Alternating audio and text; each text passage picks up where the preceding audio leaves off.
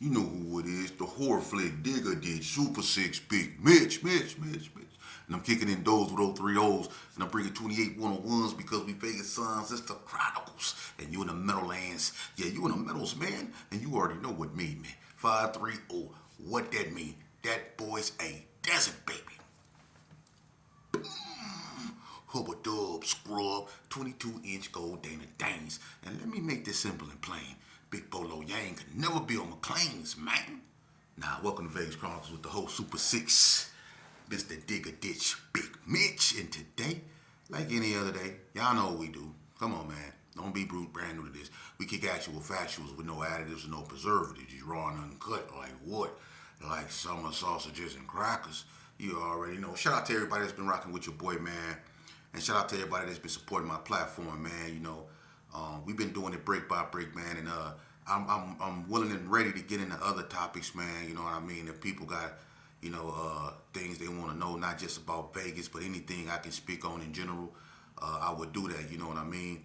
I don't want to just make this a one-way channel. You know what I mean? So anything y'all want me to expound on, let me know, man. But I want to send a special shout out to a little youngster, man, my TT Gale son, Peanut, man, BG, what up, man? I enjoyed the conversation we had yesterday, and you asked me to expound on a few things. One of them being who was some of the best taggers, spray painters in Vegas. You know what I mean? He a good little youngster, man. I want to speak on that for a minute because I don't really speak on spray paint. But what I will say when it comes to that, because he asked me, I correspond with my audience, man. So bear with me with this, man. When it comes to spray paint, let me just get right off into it. I got to say this here, man. You have, like, in the Gerson, where I come from, you had, spray paint everywhere in front of the boys club wall, all on the side of EOB, in the little carry arms. But I'm going to tell you something that was unique about the Gerson when it came to spray paint.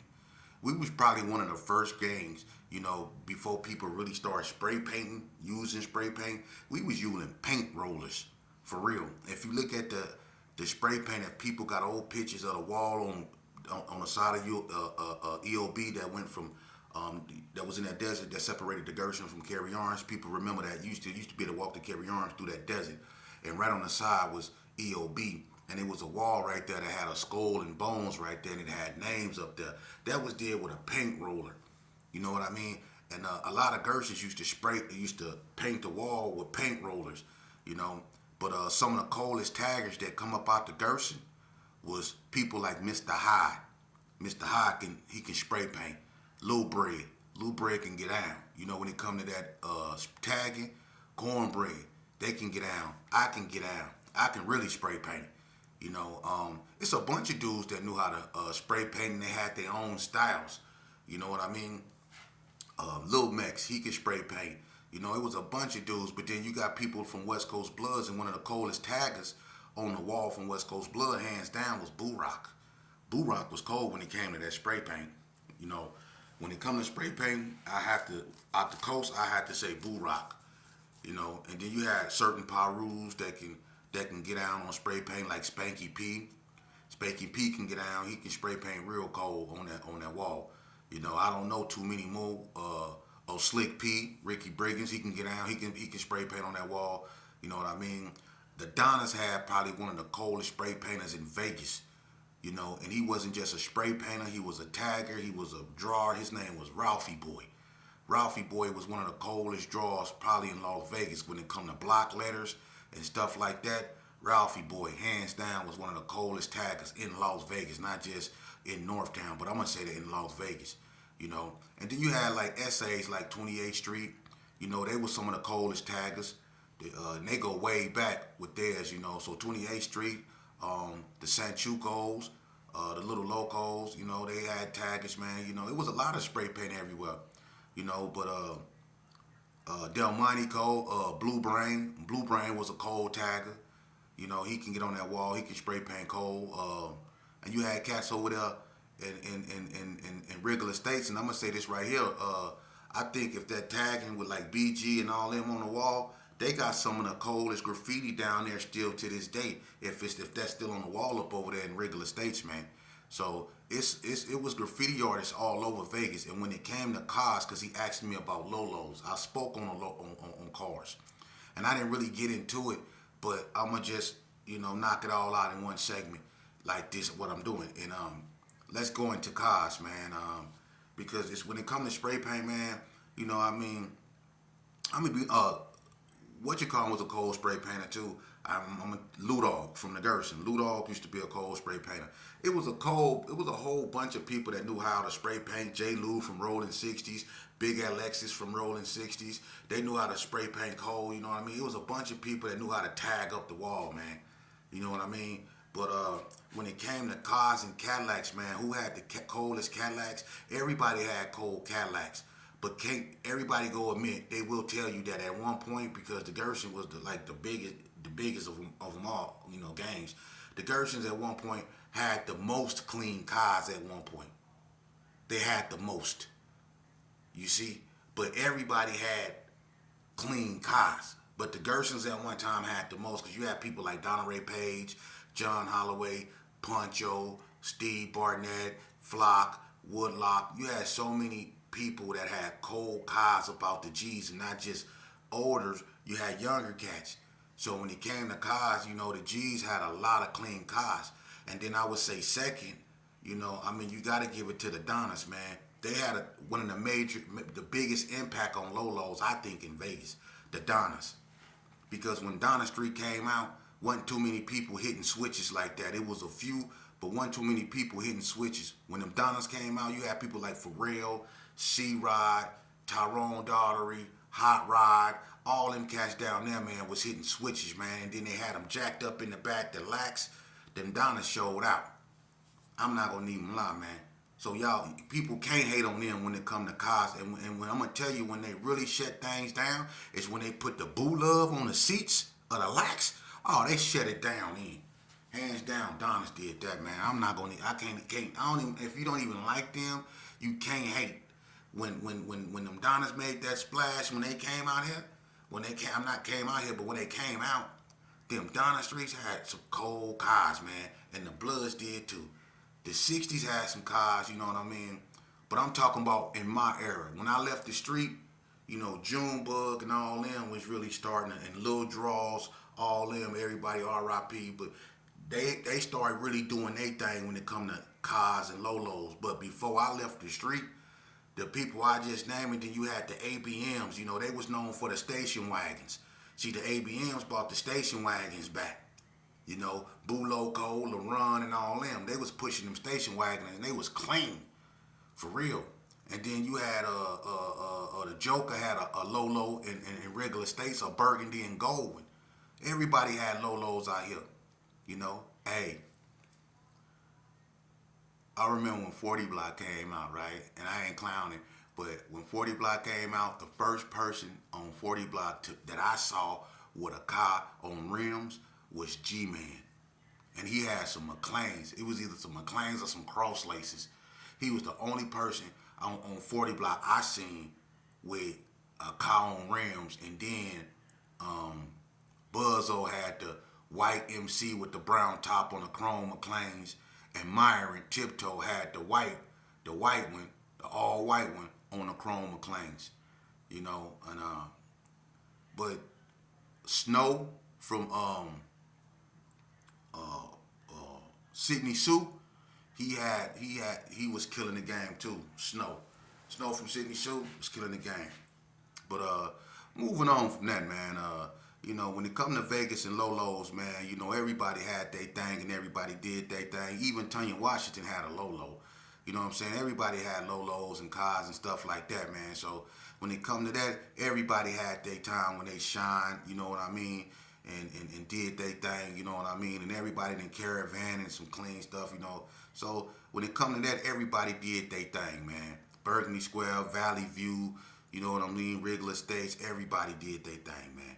So that is what it is, But I want to talk about something because I was talking to somebody, man, and we was talking about Elko, and we was talking about, all the fights that people got into in Elko and stuff like that. See, when we was coming up back in the days, before we really started getting into the pistol play, People was really fighting, man. And this is what made you right here. This is what developed you. This is what people defined you by, what you can do with your hands. Because when you went to Elko, you know, if you was really pushing the line for what you believed in, man, you gonna have some dudes that was gonna call you out, you know, and you had to fight, man. And either you was gonna fight or you was gonna fold. You gonna win some, you gonna lose some. But as long as you fight and you fight all the time, man, people gonna respect you. You know, like Milo Thomas. Milo Thomas probably lost more fights than he won, but at the same time, he never turned down one fight. And people respected him behind that, you know? So, as long as you fought, people will respect you. But I remember one time, because I was over, when I came to Elko, you know, I was so bad, and I was very disrespectful, you know? And I was a little guy. I was in a little youngster unit. I was number like 12 years old, you know? And when I was talking to this individual about how we used to fight in Elko, he brought up the time me and Big Bo from Paru got into it. And Big Bo, I don't know if I told y'all this story, and if I did, you know, sorry, I don't remember. But Big Bo, Lazy Pete. A lot of people think Big Bo from West Coast, but Big Bo is not from West Coast, man. And I'm not finna, you know, get in their business, but a lot of people thought he was from the coast. Big Bo from Paru, you know, and his brother Boo Rock from Marble Manor, you know what I'm saying? But Big Bo was a Paru, but he used to be in the coast. He used to be with Mad Agent back in the day. But anyway, me and Big Bo, you know, Big Bo used to be with Head Group because he was a real big youngster. You know, Big Bo, when he was 17, 16 years old, if anybody know Mr. Watson was a big, tall, burly-looking white man that didn't play. Well, Big Bo was bigger than Mr. Watson when he was 17 years old. Big Bo was huge. You know what I mean? So one day, Big Bo came to our unit because Head Group, which is Mr. Watson, Mr. Warmouth, and Mr. Anderson, they used to go to different units and stuff, right? And they used to bring medication, whatever medication you take at night, they'll bring it to you. And sometimes they'll let people like Big Bo, they'll let Spike, or sometimes they'll have Romeo, you know, they'll have Cricket from Sanchucos with them. You know, they'll have somebody from Mountaineer, the big boy dorm with them, you know what I mean? And they'll come down there and they'll just mingle with the kids, you know what I mean? But one day, he brought Big Bo down there. And on this day, we down there acting a fool. We had this box, cardboard box, we done turned into some turntables. You know, this one, LL Cool J came out with I Need Love. And you know, everybody was on that. This, what's his name? Sir Mix-a-Lot, Square Dance Rap, My Posse's on Broadway. We listened to that type of stuff. Now, you know, I got some glasses on. I told y'all I had these glasses on, man, that looked like gazelles, right? But they wasn't gazelles. They was just about that thick, for real. I'm talking about these glasses were so thick, man. They was thick, right?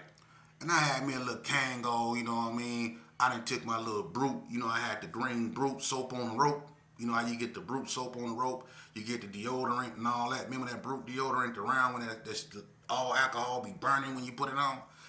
I had one of them. So I had the Brute soap on the rope around my neck like it's a chain. And I had the soap like it's a medallion. And it was green too. So you know I'm repping and I'm smelling good with it. So I'm down there. I'm LL Cool J / cut creator. You know what I mean? I'm doing the singing and the scratching. I'm rapping and scratching. You know what I mean? And we own it, right? So Big Bo come down there. He got on this big old coat, fur on the hood, black beanie, and he come walking in the unit. First thing he say, Lee P style. Man, I couldn't stand Big Bo. I couldn't, because he used to always come up to me and he'd swing at me and he'd go, like he just busted me up, right? That's how he used to, when he swing, he'd go, I couldn't stand Big Bo, right? So look, he come over there, he look at me, he frown up. He pull up a chair and he sit down. And when Big Bo sit down, me and him face to face, that's how tall he was. Now, I'm a youngster back then. But when Big Bo sat down in that chair, now he my size. So he sitting down, he looking at me. And I'm looking at him. And I throw up a kid in his face. And he look at me. And he just mean mugging me. Big Bo be playing a lot, but you think he's serious. you know. But he be looking at you. And he called me, you know, this one that, they had one derogatory term for people that didn't, that blood didn't like, and they call everybody the C word, even Gersons. And he called me a little, C word. This before the little herb thing, flourish and whatever came out. But they was calling everybody, the C word, so he called me a little C word, right? He called, I don't want to disrespect nobody, but he called me, a disrespectful term used for Crips. That's what Bloods called Gersons back in the days, because they said cuz, so they called him that, right? So I got to disrespecting him, and he told me he'll get Mon Pete, which is Ramon Gary, Easy Money little brother, to beat me up. I told him he couldn't get nobody to whoop me. And so we going back and forth, right?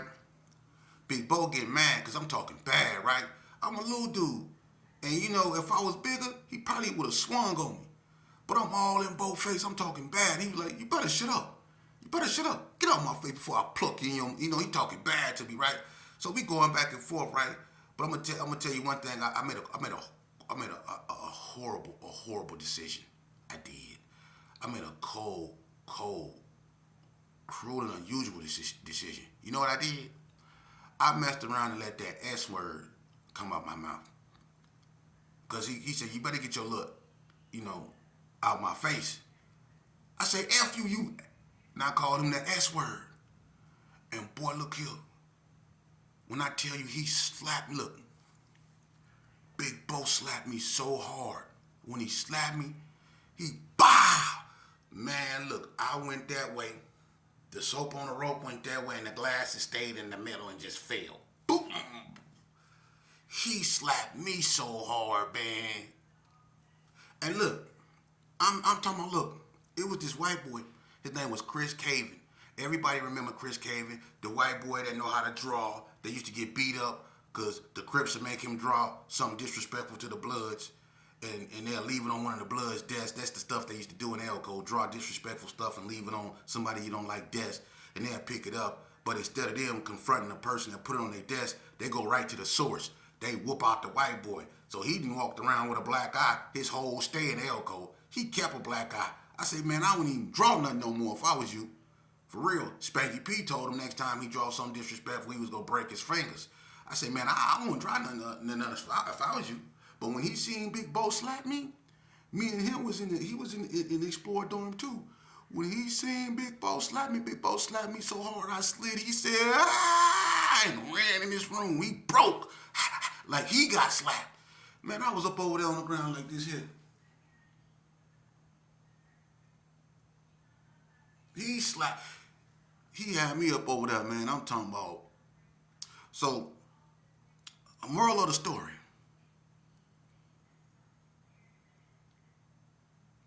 Watch your mouth. Watch your mouth. For real, because he slapped my ears together. He slapped me, boy, look here. And I keeps it real. Big Bo was a big old dude, And it's the cold part about it. When Big Bo slapped me, I never forgot about that. He slapped me so hard, man. I never forgot about that, man. For real, man. Big Bo slapped me, man. I swear to God, I was banging Gerson so hard. When he slapped me, I woke up a Pinoy boy. For real. He slapped me hard, and he slapped me hard. So look, I never forgot about that, And I know I probably spoke on this one time, and I'm going to leave it alone after this. But when one day we was coming from Hilltop, it was me, Bread, and it was Sonny. Sonny had this gray Photo 98 on Chrome Dayton's. Had a white top, had beats.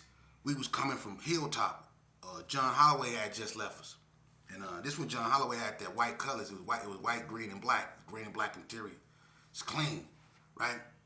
So we bumping King T. It's Friday night on the streets of LA. I'm going out. I've been hanging around the house all day. So I take a bath just like a big daddy. Stop at the Arc, put some gas in my caddy. We bumping that, right? We coming up Washington, right? We turned down Bonanza. Hit H. Came up Washington, right? We coming up the street. When we get up there by what AM/PM was, guess who we see coming across the street? And the first person that I recognized, because he was the biggest, was Big Bo. And I know his walk. And he was coming across the street leading the pack. And when we was pulling up on him, you know, Bread always linked down in the seat, and you can only see the top of his curl because he always stayed low because he stayed on the run.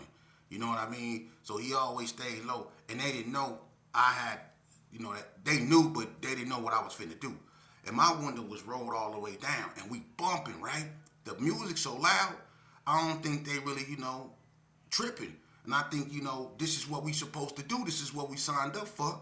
You know, we was really tripping with them at this time. So, and he slapped me, and I still remember that. So, when we rolled up on him, I stuck the pistol out the thing and just started letting loose. Start blowing, boo, boo, boo, boo, boo.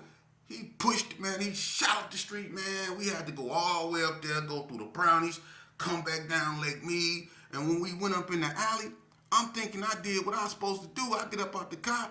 Man, Sonny had on a tank top, some shorts, and some flip-flops. Man, when we got out the car, man, and I threw, you know, I got rid of the thing, and I tried to, you know, just act normal. Out of nowhere, man, some hands came around my throat, man. He started choking up. Sonny said, I told you. And he just started choking. Boy, I'm talking about, and Brad let him choke me, too. Just stood there and let him choke me before he got him up out of there. I was going out, too. He choked up. I don't know what up out of me, man, because I bust up out his car. You know, people, back in the days, if they was on rims, they didn't like you getting in their car with gats, and they didn't like you shooting out their car with gats. And I made the mistake of shooting out Sonny car with that thing, man, busting on Big Bo, man. But you got to understand my perspective, man. I was willing to take that, man, because Big Bo slapped her, and I couldn't do nothing about it. You know what I mean? Especially after what I seen him do to Ralph MacGyver. And I ain't trying to put nobody on blast, but people remember when Big Bo hit Ralph MacGyver, man, in Miss Boyer class. Look, and Ralph Cookie from GQ, Ralph MacGyver. Cookie, you out there? Remember you was disrespecting Big Bo, and he wasn't tripping because he was about to go home, but he didn't go home. Remember they called him up there to board, because in Elko, if you make your board, they won't call you up front. See, that's the most anxious time of doing time in Elko is when you go to board. You have to go to school and they meet, right? And if they don't call you up there, that means you made it. But if they call your name, it's all bad. And they called Bo's name up there, right? He went up there. They basically told Bo they needed another month. Bo wasn't feeling that. Bo was crying and everything. And when he was coming down the hallway, he was and people were just getting out his way, man. People was getting out his way. And Cookie, he had on some gray and black. I think it was some Nikes though. They was gray and black. And man, look, he was coming out of Miss Boyer class, and when Bo seen him, Bo hit Cookie so hard. Cookie's shoes was still in front of Miss Boyer class though, and Cookie was way up over there up under that desk. I swear to God, he was way up over there up under that desk. I swear to God, Bookie B, and a lot of people don't remember Bookie B. Bookie B had to grab Big Bo. Big Bo Bookie B was just coming up there. Bookie B had to grab him, man. And a lot of people don't remember Bookie B. Brian Simmons, he had to grab Big Bo. Big Bo slid him, knocked him out of his shoes. For real. You know, so Bo was ferocious, man. So when I seen Bo, I couldn't let that opportunity go by, man. I had to make a strategic decision, and I made it. You know, the collateral damage of me getting choked was worth it. You know what I mean? I had to do that, man. Because he slapped me way too hard. I told you I woke up a Pinoy boy. For real. He hit me way too hard. He slapped me, man. So it was what it was. But, you know, moving along, man, people ask me something else, man. They ask me, what do I think about the wildfires in California, man? And I don't normally touch on topics like that, but people think that maybe I should. And I'm going to just, you know, get right off into it, man. I think that it's a distraction from what has been already going on. You know, I'm going to say this here. Look, remember before that you had the incident in New Orleans, you had the incident with the Tesla and the thing up over there at the tower. Yeah, I remember that one, dude. Okay, what's going on over there in California, and I'm not gonna, get too much into that because I'm gonna have to make another channel for that type of stuff, But what's going on is all a distraction, man. But never forget, there was a train. It was called the Bullet that they wanted to build up over there. And if you look up over there, where a lot of those houses is being burned, I'm gonna try to put the exact place where I'm talking about up over there in the comment section. It's the exact route that train needs to take. And then you have to understand those people wasn't trying to sell their houses, so that was stopping the train from being built. They've been wanting to build this train. Now it's nothing but ashes. So what's gonna prevent them from doing it now? You see, and you have the Olympics coming. Plus, you have, and let's just say this here. Y'all remember what happened with Diddy, right? And y'all remember when they went in his mansion, he had tunnels up under there. And them tunnels went to screenwriters' houses. They went to directors' houses. They went to all these elite people in Hollywood houses, man. And if you look at what's being burnt up and what's being reported as being burnt up, it's these houses in these areas. So they burning evidence, man, at the same time, man. Y'all got to really focus on what's going on around you, man. And I'm going to tell you, the reason why they doing all this, because they take y'all attention from one thing and they place it into another. But what they took y'all attention off of was those drones. See? Remember all those drones that was seen? See, they don't speak on that no more.